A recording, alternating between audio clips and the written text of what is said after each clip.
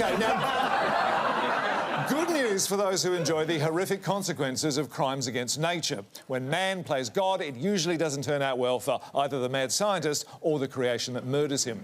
But the University of Melbourne are hoping to develop technologies to de-extinct the Tasmanian tiger. Lindy B. Ankle, this is very exciting news for Australians everywhere, including right here in Australia. I'll say, Sean, and it's great news for the koala and the platypus and all sorts of native critters and plants that look like dying out real soon because we haven't done anything about climate change and don't look like attending to it anytime soon. So it's never too late. 2025, 2050, 2070, whenever. It's never too late for any species now that we can bring them back from extinction. Of course, we have to still be alive. Oh, some DNA, a petri dish, an ear on the back of a mouse and some sort of giant robot computer, and even the human race can be saved, Sean.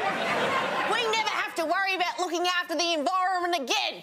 Do your darndest, Ra, you celestial ball of burning gas. We will outlive you and rule the universe for eternity.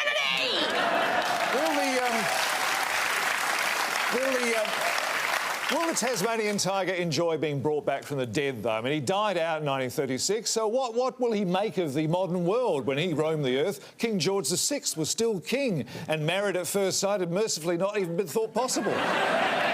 Sean, we're not bringing these things back to life and then just letting them escape out the lab through the cat flap like they would in China. We'll school them in the ways of 2022 and release them back into the wild slowly in case they go feral and upset whatever's left of the ecosystem.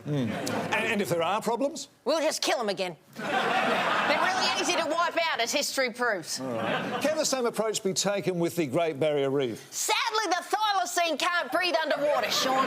We've tried it thousands of times with native cats and every time they drown. But no fear.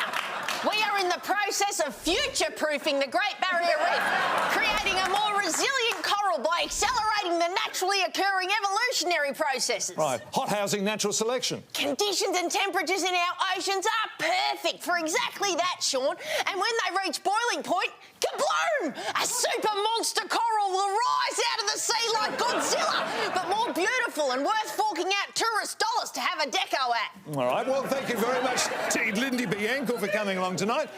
Would you please accept, on behalf of the show, this Scott Morrison arc welding of autocracy mask? That's for yours to keep. Absolutely. Next,